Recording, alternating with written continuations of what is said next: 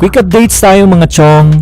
Meralco will officially have a legit big man as Raymond Almazan's trade to Meralco was approved. The trade involved Meralco Bolt's first round picks in 2019 and 2021. Magandang kapalit yan mga chong since malalakas ang prospects in the coming draft.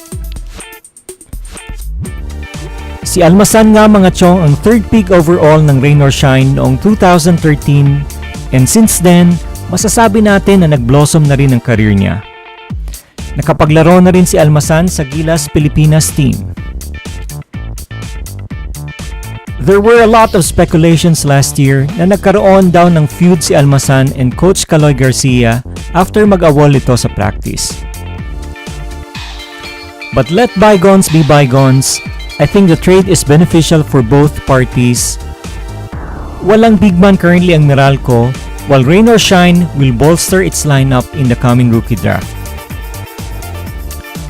So ayan mga chong, ang current big trade between Bolts and Elasto Painters. Ano masasabi nyo sa trade na ito?